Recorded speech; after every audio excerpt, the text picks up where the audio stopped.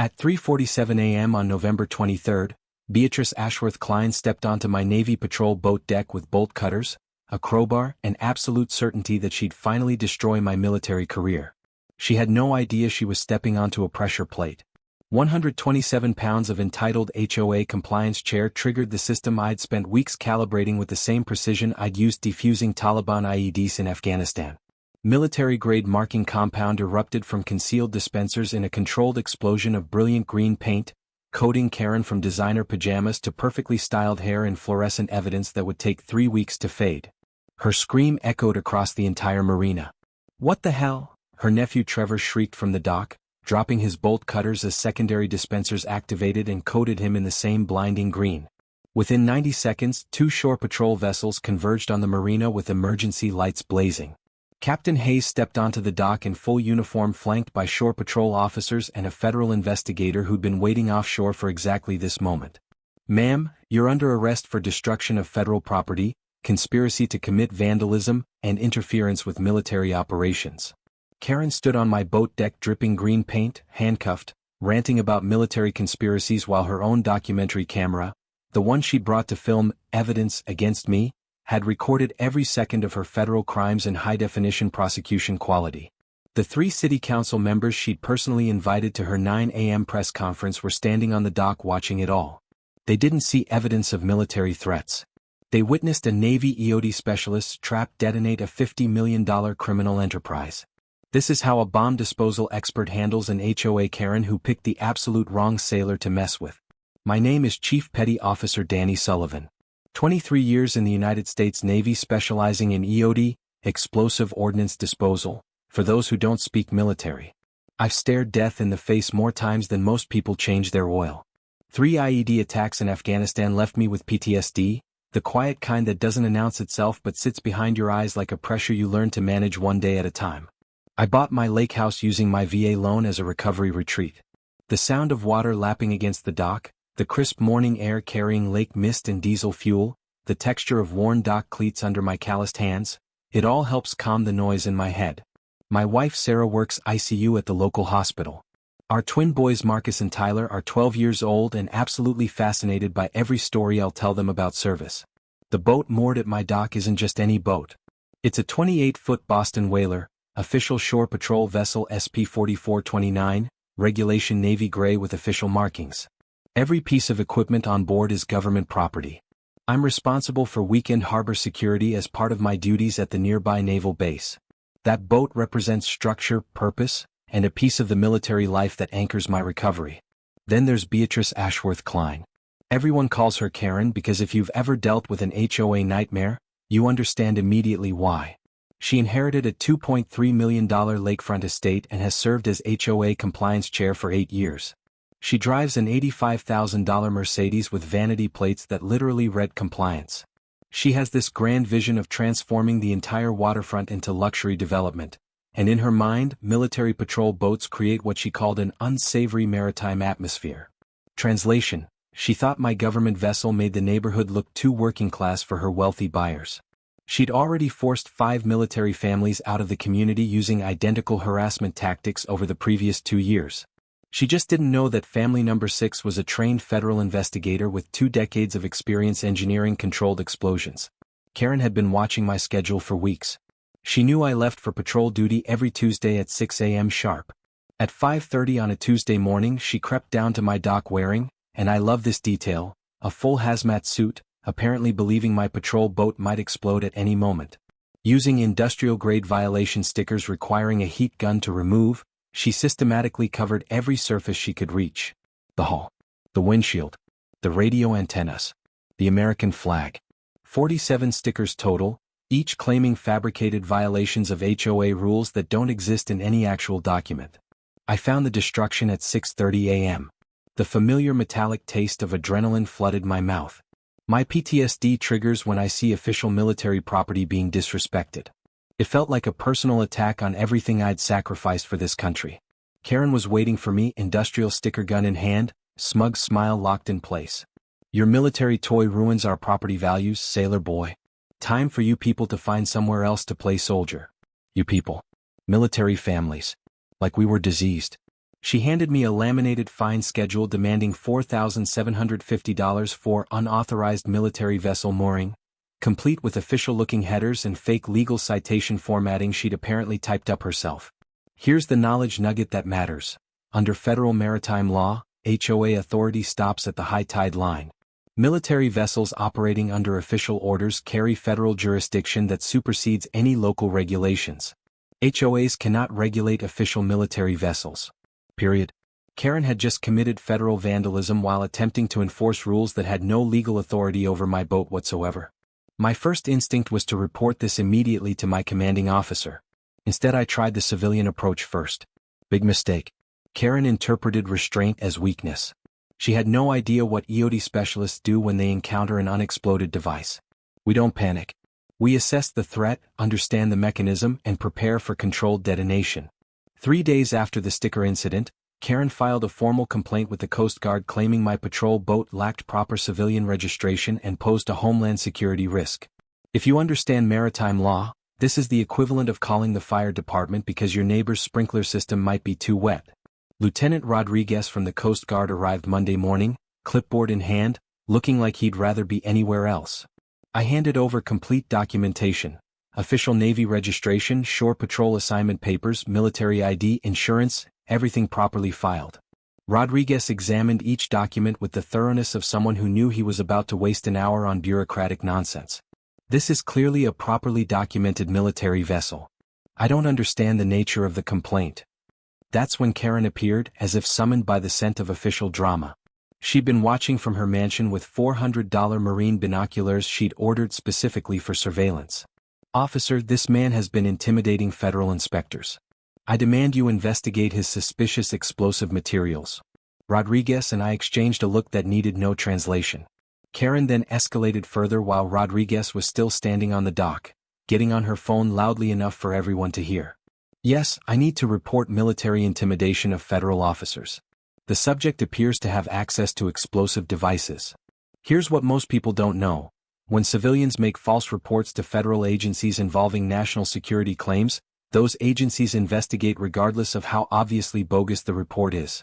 My commanding officer, Captain Hayes, was not pleased about receiving calls from federal investigators about one of his shore patrol officers.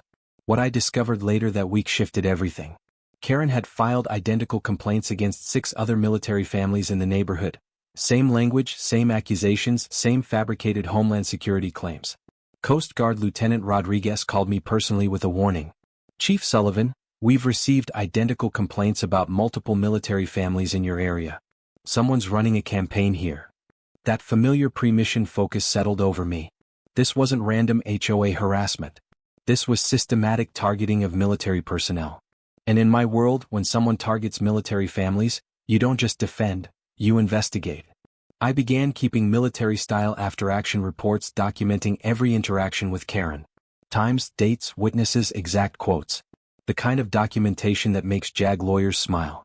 Karen was building her own intelligence operation in parallel. Those binoculars weren't just for show. She was logging my patrol schedule, photographing everyone who visited my dock, creating what she called an evidence file of military activities. The smell of her constant cigarette smoke drifting across the water during surveillance sessions became as regular as the morning fog. Neighbors started joking they could set their watches by Karen's daily spy sessions. 2 weeks after the sticker incident, she formed something called the Civilian Harbor Safety Committee and produced a petition demanding a military-free waterfront, apparently signed by 3 elderly neighbors. The language was too polished, too legally precise for a neighborhood petition. So I knocked on doors. Mrs. Henderson, 82 years old and sharp as a blade, answered with a puzzled expression. Petition? What petition, dear? I would never sign such a thing. My late husband was Navy for 30 years.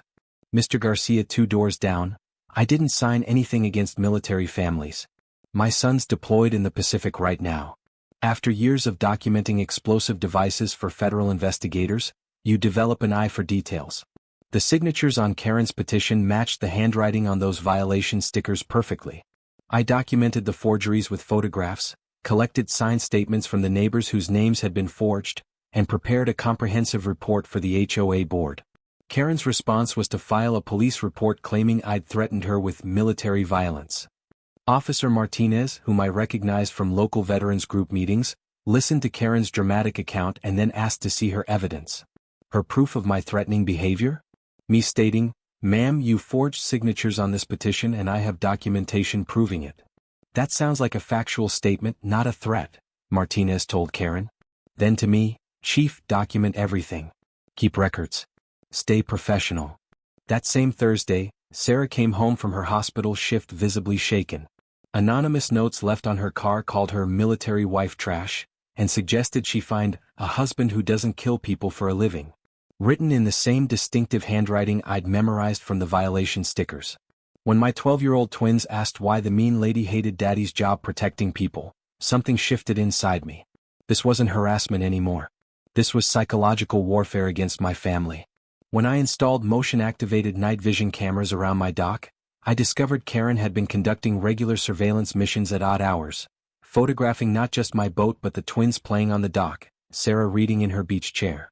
She'd somehow obtained my complete shore patrol duty roster, classified military information, and was timing every harassment campaign to coincide with my scheduled absences. Someone was feeding her intelligence from inside the system. I set a trap. I submitted a false duty change through official channels reporting extended night operations the following Thursday. Then I parked across the street from the marina and waited. Thursday, 11:47 p.m., Karen's Mercedes pulled in. She crept toward my boat with fresh violation stickers, completely confident I was safely away on my fabricated patrol duty. The next morning I confronted the marina office. Maria Gonzalez, the part-time clerk, broke down within 5 minutes. She was paying me $500 a week just to tell her when you'd be away. I didn't think it was a big deal. Under the Homeland Security Act, compromising military operational information, even routine patrol schedules, constitutes a potential security breach with penalties starting at 10 years federal prison. But the real discovery came while investigating Karen's information network. Property records revealed the truth that reframed everything. Karen owned 40% of Peyton Development LLC, a luxury construction company planning a $50 million waterfront resort.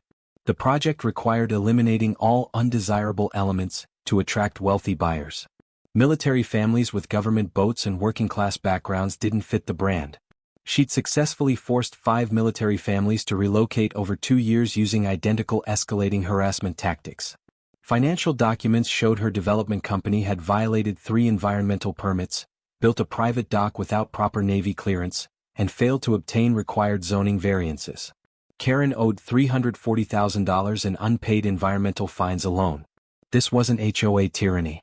This was a housing discrimination scheme with federal crime enhancement, driven entirely by real estate greed. Karen had been committing multiple federal felonies against a trained investigator who now understood her complete criminal enterprise. My garage became a tactical operations center that would have impressed my old EOD unit. Military-issued laptops running federal law databases. Surveillance photos organized by date and time.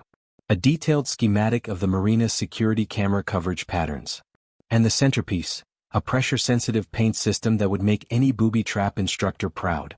The mechanism was elegantly simple. Military-grade marking compound, the same non-toxic but highly persistent paint used for training exercises, connected to pressure plates salvaged from old ordnance disposal equipment. When someone stepped on the boat deck without authorization, they'd trigger a paint release coating them head to toe in bright green compound designed to last 3 weeks. "Honey, are you building a booby trap?" Sarah asked from the garage doorway. "I'm installing a security system using visible marking compound for trespasser identification," I replied with complete military formality. Completely legal under federal property protection statutes. I had consulted Base JAG attorney Lieutenant Colonel Morrison beforehand. Military personnel have extensive rights to protect government equipment from vandalism. Marking systems, surveillance equipment, and controlled access devices all fall within authorized security measures. Federal marking compound leaves no permanent damage and creates evidence that holds up in federal court. Beyond the paint system, I installed motion-activated infrared cameras with cloud backup, covering every angle with redundant systems. Then I assembled my allies. The Veterans Harbor Watch, 12 military families who'd been documenting Karen's systematic harassment, contributed 3 years of comprehensive evidence. Lieutenant Commander Jackson provided financial analysis of Karen's $340,000 environmental debt. Sergeant Davis documented her city council bribery attempts. Petty Officer Thompson supplied records of her discriminatory statements about military families lowering property values. My most crucial alliance was with investigative reporter Lisa Bellamy from the regional news station, who specialized in military family issues and agreed to cover the story in exchange for exclusive access. FBI Special Agent Rodriguez opened a preliminary investigation into Karen's false federal reports and military information bribery. Captain Hayes reviewed the complete operation plan and approved additional shore patrol resources for enhanced harbor security during the operation window. Official reason: routine training exercises. Unofficial reason: nobody messes with Navy families on Captain Hayes's watch. Based on Karen's surveillance patterns, she conducted major vandalism missions during new moon phases. The next new moon was November 23rd. I scheduled the trap. Karen's restraining order petition had been not only denied but resulted in a judicial warning from Judge Martinez, a Navy veteran, about frivolous filings. Filing false accusations against military personnel serving their community is not only frivolous, but potentially criminal. I'm ordering you to cease all harassment of the Sullivan family immediately. Karen left the courthouse and went directly to the marina with her nephew Trevor and a briefcase of cash, offering clerk Maria Gonzalez $2,000 to accidentally damage my boat during routine maintenance. Maria, already pale from learning about federal security breach charges, immediately called Shore Patrol to report the bribery attempt. By mid-November, Karen had organized the Citizens Committee for Harbor Safety, planning a public meeting with city council members and local media to expose what she called the military occupation of our civilian community. She'd prepared a PowerPoint presentation titled Homeland Security Threats in Residential Areas, and invited 3 city council members, 2 local reporters and marina management. She'd scheduled a 9 a.m. press conference for November 23 to reveal her proof of military threats. Trevor's role in the operation involved bolt cutters and a crowbar for what Karen described as evidence gathering from my boat. I monitored every detail through my network of witnesses and federal investigators. Shore Patrol Communications had intercepted Karen's radio scanner activities. Captain Hayes had positioned patrol vessel SP-44431 just beyond visual range. Federal surveillance teams with night vision were already in position. The pressure plates were calibrated to trigger at exactly 47 pounds, enough to ignore seagulls, guaranteed to activate under an adult human's weight. I reviewed the tactical situation from my kitchen window at 3 a.m. on November 23, feeling that familiar pre-mission calm that comes only from perfect preparation meeting perfect opportunity. At 3:30 a.m. Karen's Mercedes pulled into the marina.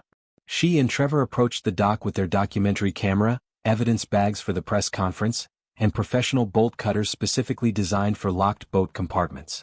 "Remember," Karen whispered as they approached, "we need photographic evidence of military weapons or explosive materials. The press conference is in 5 hours." At 3:47 a.m. she stepped onto my boat deck. The pressure plate registered 127 pounds of confident entitlement. The paint cartridges activated with military precision. And Beatrice Ashworth Klein's $2.3 million life of lakefront privilege detonated in a brilliant explosion of bright green federal evidence. Her scream echoed across the water and probably woke half the neighborhood. "What the hell?" Trevor shrieked as secondary dispensers covered him in the same glowing green. 90 seconds later, Shore Patrol vessels arrived with emergency lights blazing. Captain Hayes stepped onto the dock in full uniform flanked by officers and federal agents. "Ma'am, you're under arrest for destruction of federal property, conspiracy to commit vandalism, and interference with military operations. This is a military conspiracy. You booby-trapped his boat. This is assault.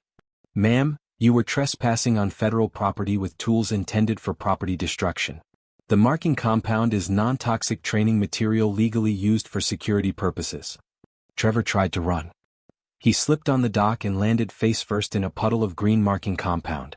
Shore Patrol had him in handcuffs before he regained his feet. I emerged from my house in full military dress uniform. No gloating. No celebration. Just the professional calm I'd maintained for months. "Sir," I addressed Captain Hayes with proper protocol. "All security systems functioned as designed. Trespassers have been marked with training compound and are ready for federal processing."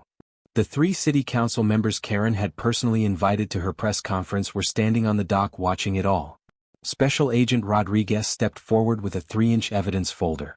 "Ms. Ashworth Klein, You're also being charged with bribery of federal informants, filing false federal reports, and systematic harassment of military families. Karen's own documentary camera had recorded her entire criminal operation. The footage she'd planned to use against me documented her committing multiple federal felonies while covered in paint that would take 3 weeks to remove. Channel 7 News arrived as Karen was loaded into the federal transport vehicle, still ranting about military conspiracies, visually indistinguishable from a rejected mascot for environmental awareness. The federal charges against Karen numbered 14 counts: destruction of federal property, bribery of federal informants, conspiracy to commit vandalism, filing false federal reports, and systematic harassment of military families under federal hate crime enhancement statutes. Her own 47 hours of surveillance footage, submitted as evidence of my threatening behavior, showed nothing but a sailor doing his job professionally while being stalked. It buried her. 3 months later, 18 months federal prison, $73,000 in restitution. Trevor received 6 months community service cleaning veterans' memorial sites every weekend for 2 years. Karen's legal fees consumed her savings. Federal restitution required selling the $2.3 million lakefront mansion.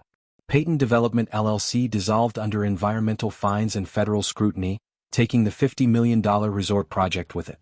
The real victory was systemic. Karen's case became federal precedent for protecting military families against housing discrimination. The Department of Justice issued new guidelines specifically addressing harassment of military personnel in civilian communities, creating nationwide legal protections. Federal legislation now carries stronger penalties for targeting military families in residential settings. My twins became neighborhood celebrities as the kids whose dad caught the Green Lady. The paint trap story spread through military communities worldwide, becoming legend among shore patrol officers. Sarah noticed the biggest change. My PTSD symptoms improved more from having my community support my service than years of therapy had managed. The dock became peaceful again. The Harbor Heroes program I started brought military families from across the region for boat safety training and community connection. Federal grants provided $340,000 for mental health resources specifically supporting military families facing housing harassment. Every November 23, the Military Appreciation Harbor Festival fills the marina with civilian and military families celebrating together. The community Karen tried to destroy, thriving on the anniversary of her arrest. 6 months after that November morning, I was teaching my boys knot tying techniques when Tyler looked up and asked, "Dad, why did the mean lady hate us so much?" I thought for a moment, watching the water catch the evening light the way it does when everything has finally gone quiet.